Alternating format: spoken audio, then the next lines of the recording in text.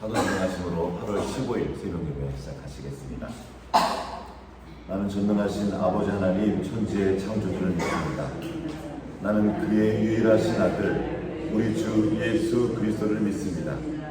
그는 성령으로 잉태되어 동정녀 마리아에게서 나시고 본디오 빌라도에게 고난을 받아 십자가에 못 박혀 죽으시고 장사된 지 3일 만에 죽은 자 가운데에서 다시 살아나셨으며 하늘에 오르시어 전능하신 아버지 하나님 우편에 앉아 계시다가 거기로부터 살아있는 자와 죽은 자를 심판하러 오십니다.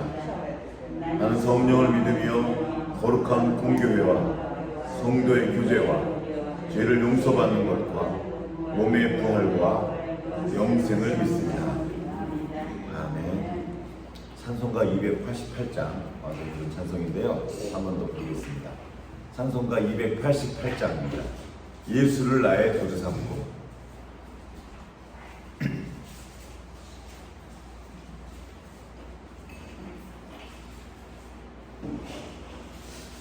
함께 찬양하시겠습니다.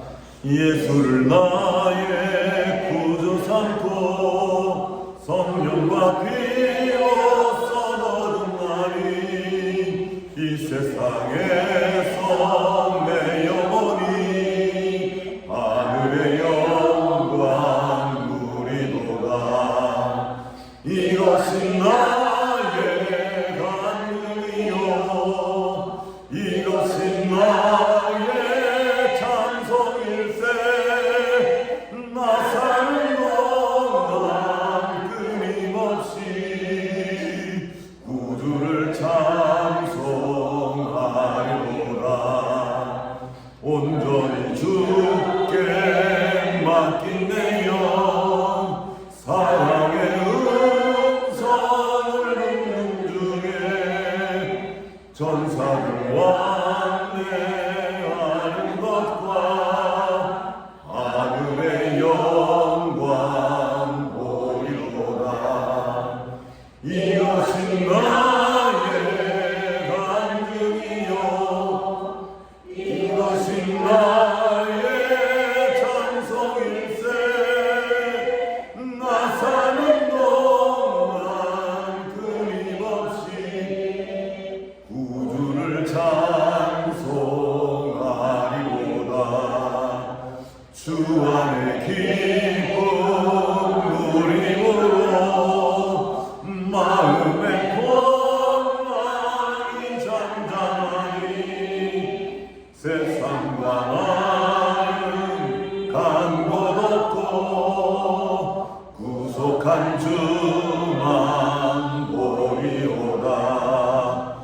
이것이 나의 간증이요 이것이 나의 찬송일세. 나 사는 동안 끊임없이 구주를 찬송하리로다. 아멘. 함께 기도하겠습니다. 하나님 아버지 감사합니다. 오늘도 우리와 함께 하시고 우리에게 새 생명 주시고 새 하늘 열어주셔서 감사합니다. 오늘도 주님 주신 이 생명 가지고 아버지 앞으로 나와 주님을 예배하며 주님께 노래하였습니다. 그리고 주님의 말씀을 듣고자 합니다. 오늘도 주님께서 말씀하실 때 그 말씀이 우리의 중심의 생명이 되고 능력이 되고 지혜가 되어 이 땅 살아갈 때 주님의 이름을 높이는 그런 삶을 살아가는 근거가 될 수 있도록 주여 도와주시옵소서. 우리가 살아가는 삶의 자리가 만만치 않습니다. 크고 작은 어려움들도 있습니다.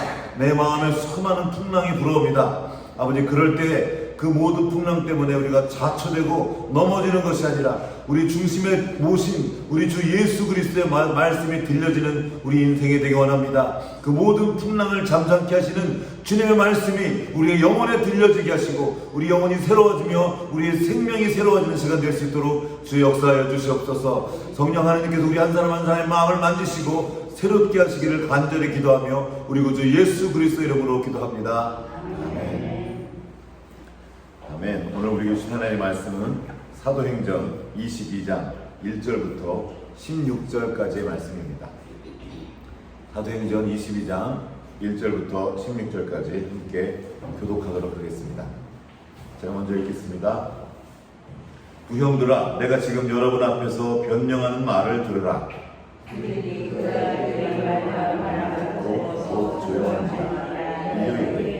나는 유대인으로 길리기아 다소에서 났고 이 성에서 자라 가말리엘의 문화에서 우리 조상들의 율법에 엄한 교훈을 받았고 오늘 너희 모든 사람처럼 하나님에 대하여 열심히 있는 자라.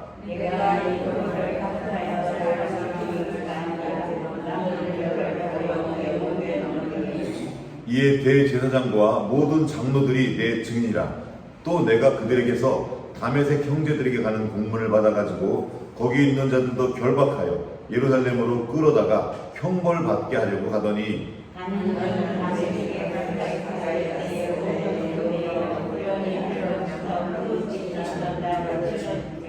내가 땅에 엎드러져 들으니 소리 있어 이르되 사울아 사울아 내가 왜 나를 박해하느냐 하시거늘 주님을 누구십니까?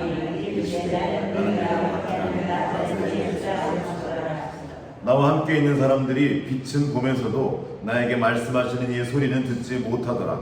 주님은 무엇을 하니까 주께서 이르시되 이러면 다메섹으로 들어가라. 내가 해야 할 일로 모든 것을 거기서 들어가리라. 나는 그 빛의 광채로 말미암아 볼 수 없게 되었으므로 나와 함께 있는 사람들의 손에 끌려 다메섹에 들어가느라.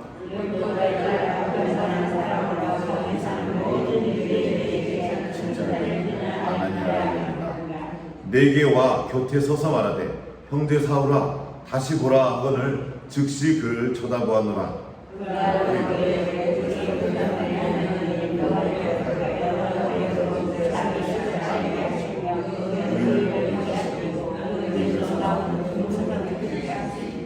내가 그를 위하여 모든 사람 앞에서 내가 보고 들은 것에 증인이 되리라. 이제는 왜 주저하느냐. 일어나 주의 이름을 불러 세례를 받고 너희 죄를 씻으라 하노라. 아멘.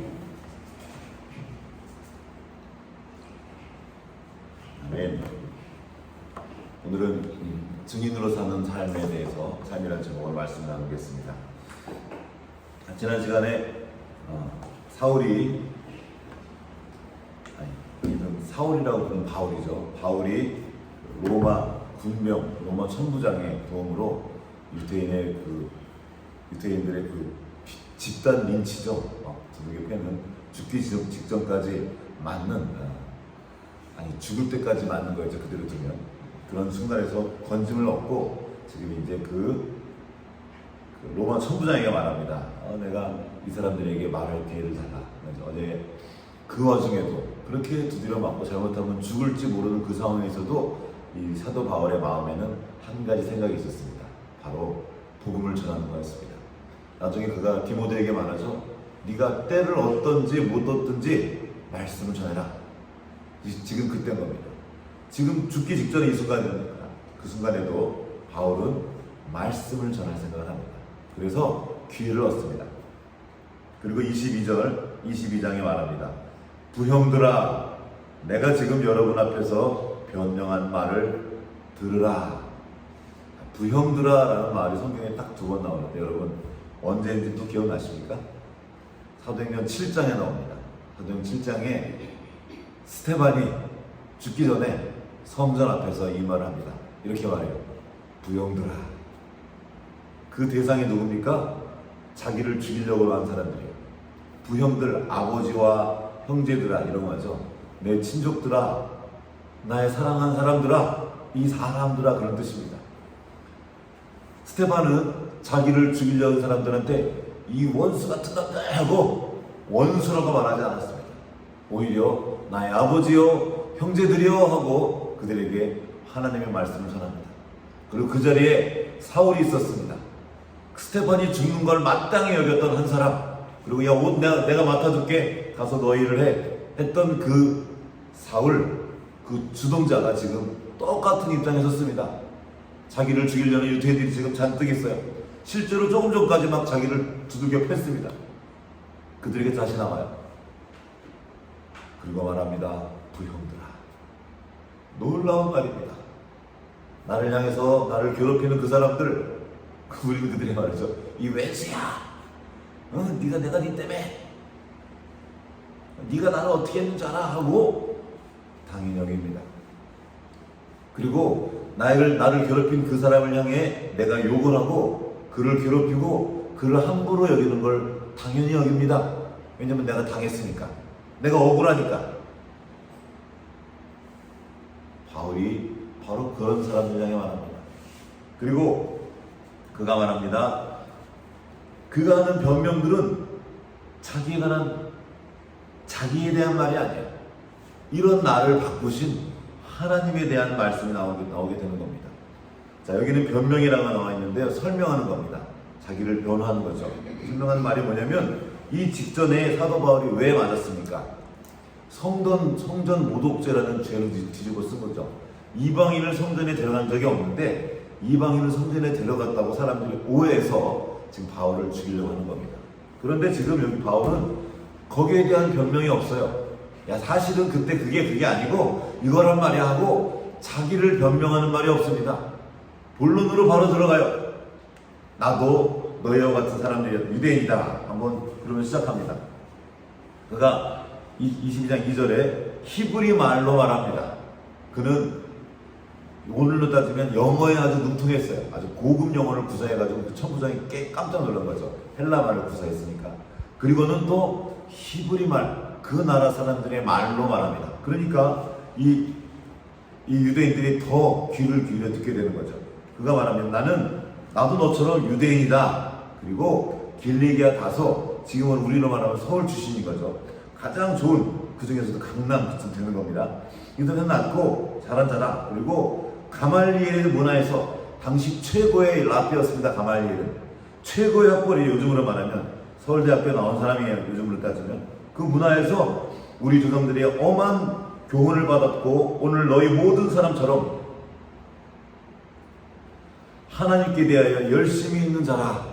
나도 너희처럼 하나님을 믿고 뿐만 아니라 하나님에 대해 열심히 있다 하고 말합니다. 어느 정도 열심히 있냐면, 내가 이 돌을 박해하여 사람을 죽이기까지 하고 남녀를 결박하여 옥에 넘기니, 이 돌은 예수를 따르는 그 사람, 그 무리입니다. 복음을 말해요. 예수를 믿는 사람들을 죽이기까지 했고 박해했다는 겁니다. 자, 누군가를 내가 죽여도 된다는 생각이 쉬운 생각입니까? 저 사람은 죽어도 돼. 그리고 내가 걔를 죽여도 돼. 이걸 당연히 여기는 마음. 무시무시한 마음이거든요. 일종의 신념입니다. 사도 바울은 신념으로 가득한 사람이었어요.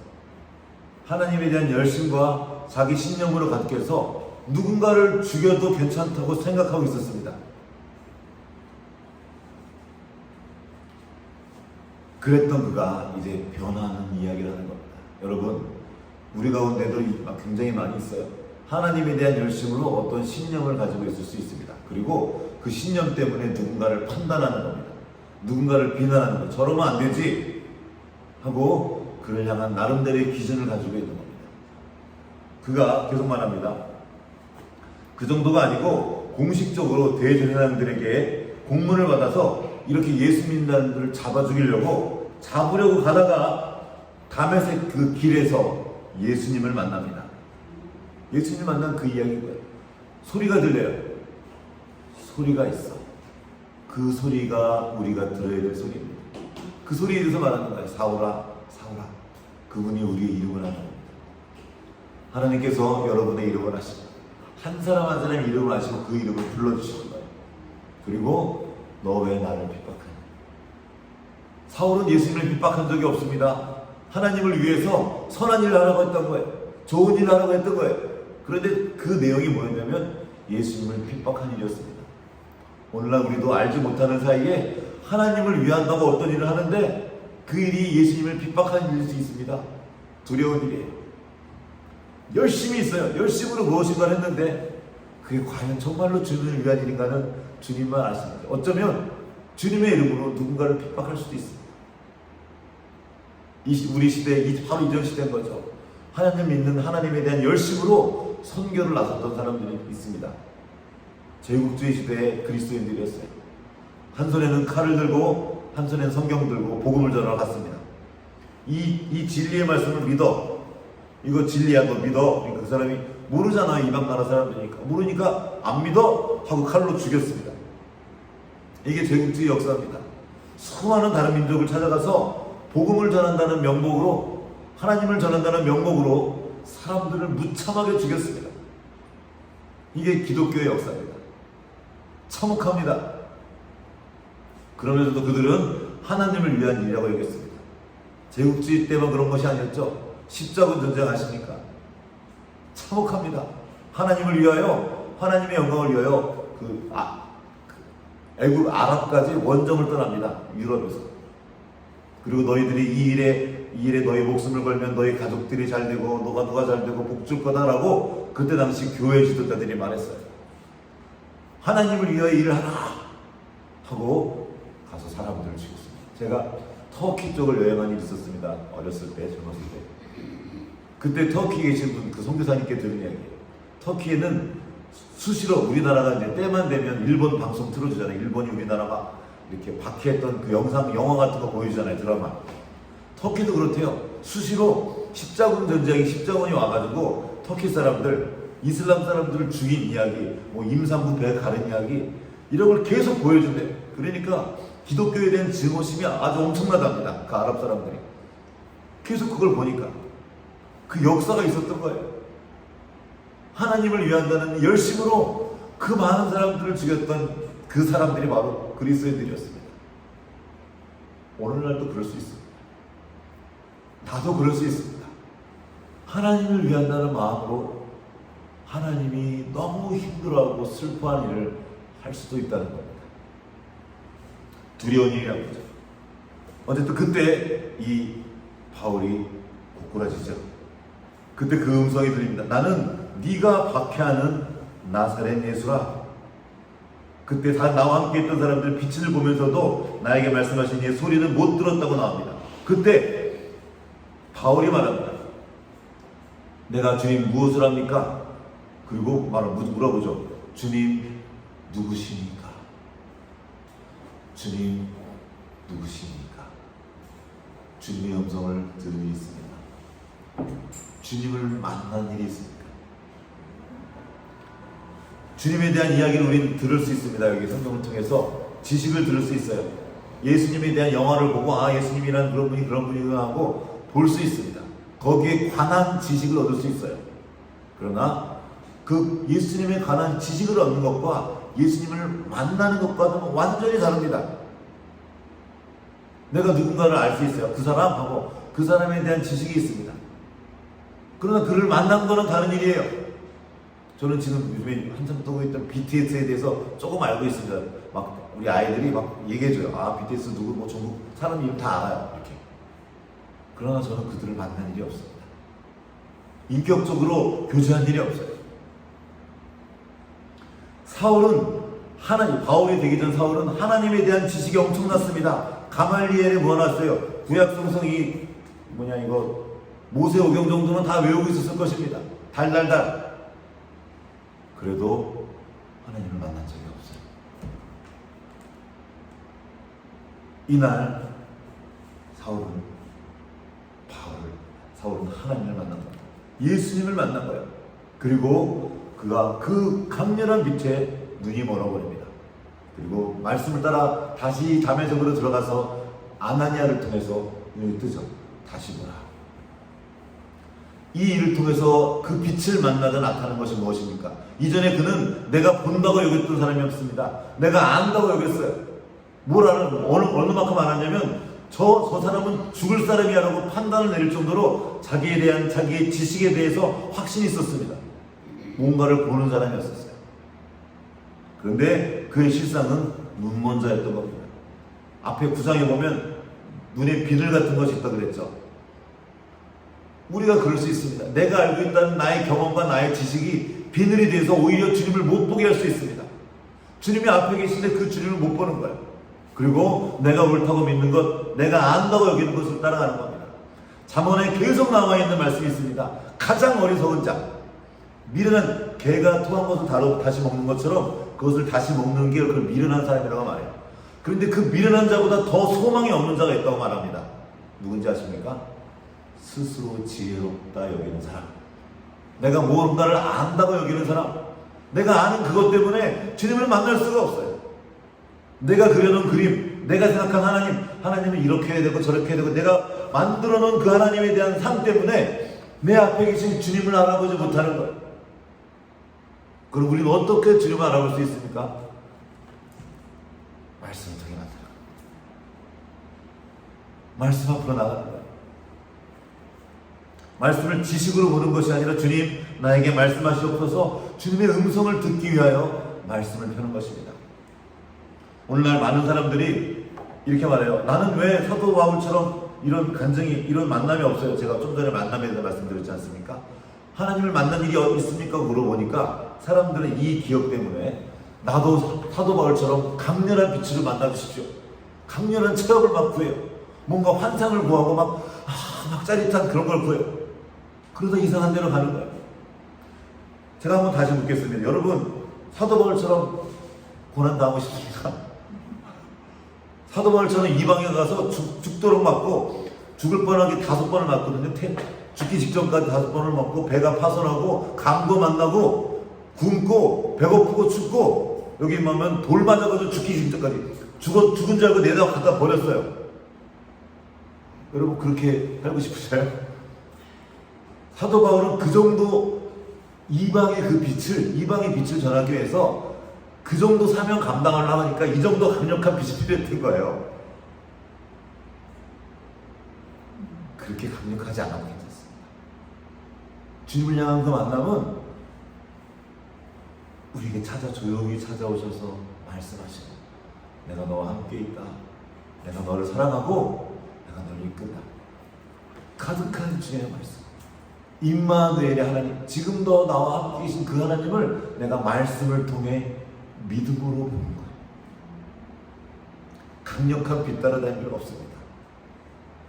그리고 그 하나님의 말씀이 나를 인도하시도록 나를 내어드리는 거예요.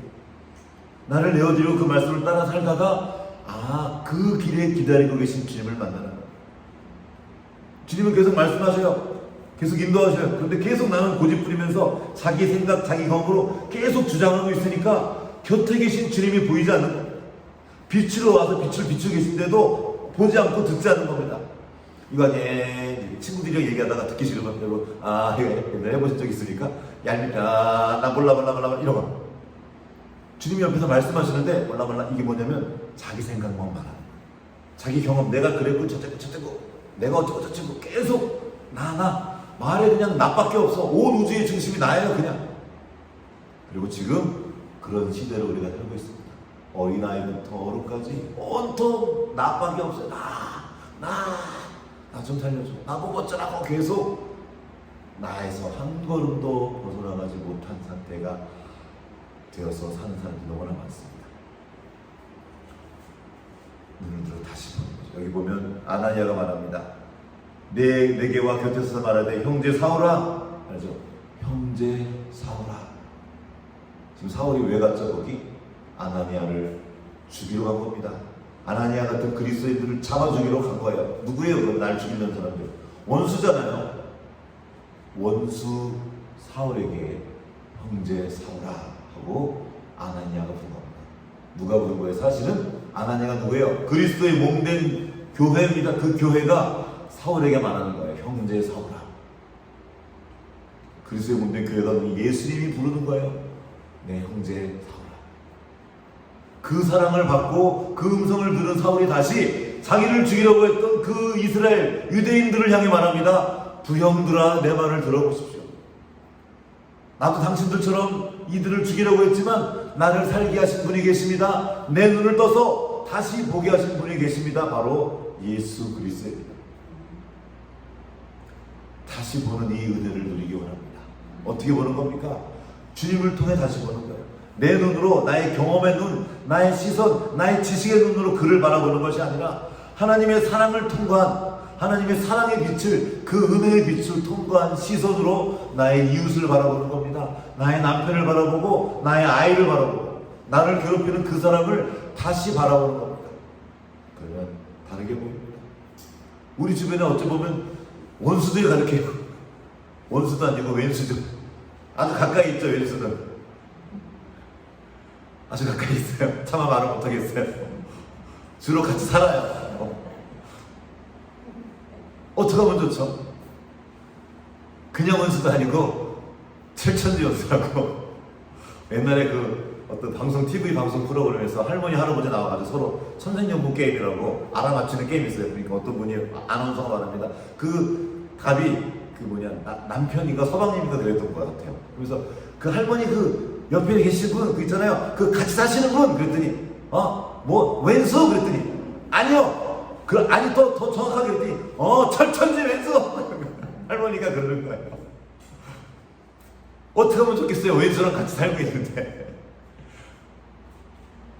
그런데 그 사랑을 받으면 그 원수가 형제가 되고 부형이 됩니다. 원수는 멀리 있지 않습니다.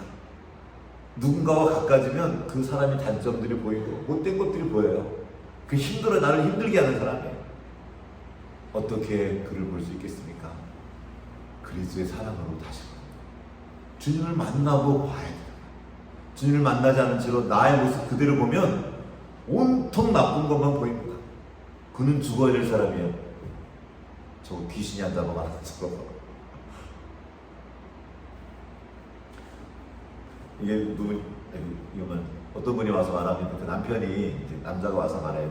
소통을 강의하시는 분이 얘기하시더라고요. 이 말 한마디만 해주면 된대요. 그래서 힘들어가지고 와가지고 나 너무 힘들다. 회사에서 직장에서 이런 나 힘들어 이렇게 말하면 한마디만 해주면 된대요. 아이고, 힘들었구나. 한마디만 하면 되는데 힘들긴 뭐가 힘들어? 난 니 때문에 더 힘들어. 난 내 생각은 아니야. 너 때문에 힘든 나는 생각 안 해? 이게 우리가 하는 말이야. 이게 왜 있어야 그래서 맞아요. 우리는 서로를 힘들게 하는 존재입니다. 그 사람들이 힘들어요. 그런데 그렇게 해서 서로를 긍휼히 여기는 거예요. 나 때문에 너도 힘들었지. 너 때문에 나도 힘들지만 사실 나 때문에 너도 힘든 거야. 서로 고통스러워. 지금 이혼율이 50%예요. 50%. 전 세계 사망률만 그럴 뿐만 아니라 애들이 다 무너지고 있습니다. 지금 너무 아픈 일이에요. 잘잘못을 따지기 전에 너무 힘겨운 시대를 살아가고 있습니다. 너무 고통스러운 일이거든요. 주님의 은혜가 필요합니다. 서로를 긍휼히 여기는 거죠. 서로를 긍휼히 여기고 그 긍휼히 여김의 시작에는 나를 긍휼히 여기신 주님을 만나야 합니다. 사도 바울이 만난 주님, 이렇게 강력한 형태로 만나지 않아도 상관없이 주님은 이 말씀을 통해 우리에게 말씀하십니다. 우리 이름을 불러주시고 우리를 사랑한다 말씀해 주시고 그 간증이 있는 그 삶이 되시기를 주님의 이름으로 축복합니다. 15절 마지막 말씀을 읽고 오늘 말씀을 듣도록 하겠습니다. 내가 그를 위하여 모든 사람 앞에서 내가 보고 들은 것에 증인이 되리라. 네가 보고 들은 것, 하나님이 내게 하신 일, 죽을 수밖에 없는 죄인인 나를 하나님이 원수라고 부르지 않고 형제라고 불러주시고, 무슨 말이에요? 예수님이 형제니까 무슨 말이에요? 아버지 앞에는 자녀가 되는 겁니다. 나의 아들아 라고 불러주시고, 요즘에 우리 아이들과 예레미야를 읽고 있어요. 같이 정말 지독히도 말하는 왼수 중에 왼수예요. 그런 우리를 하나님이 또 찾아와서 불러주시고, 눈물로 내가 너 때문에, 너의 교만함 때문에, 너의 약함 때문에 내가 너무나 고통스럽구나 슬퍼하시면서 우리를 위해 눈물을 흘리고 계신 우리 아버지가 계십니다. 그 아버지의 사랑을 만나고 이제 그 하나님께서 내게 행하신 일, 나를 새롭게 하신 그 일들의 증인으로 서시는 모두가 되시기를 주님의 이름으로 축복합니다. 같이 기도하겠습니다.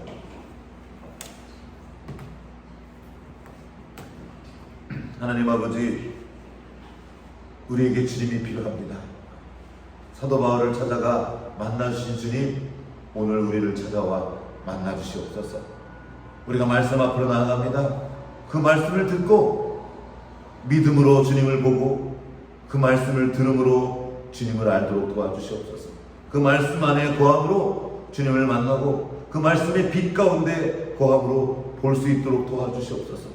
내가 본다고 여겼지만 보지 못하는 자였습니다. 안다고 여겼지만 그 안다고 여기는 마음 때문에 오히려 주님을 알지 못하였습니다. 주여 우리를 불쌍히 여겨주시옵소서. 그 말씀에 빛을 비춰주시옵시고 빛 가운데 보게 하시고 빛 가운데 사랑하게 하시고 그 빛 가운데서 주님의 마음으로 주님의 시선으로 볼 수 있도록 우리에게 은혜 베풀어 주시옵소서.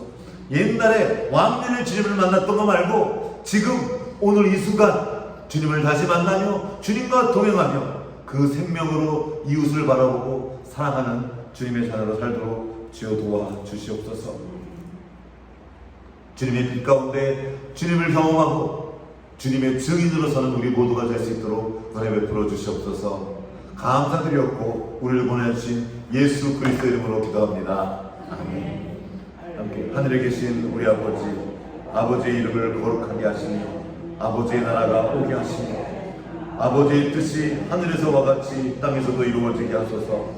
오늘 우리에게 일용할 양식을 주시고 우리가 우리에게 잘못한 사람을 용서하여 준 것 같이 우리 죄를 용서하여 주시고 우리를 시험에 빠지지 않게 하시고 악에서 구하소서. 나라와 권능과 영광이 영원히 아버지의 것입니다. 아멘.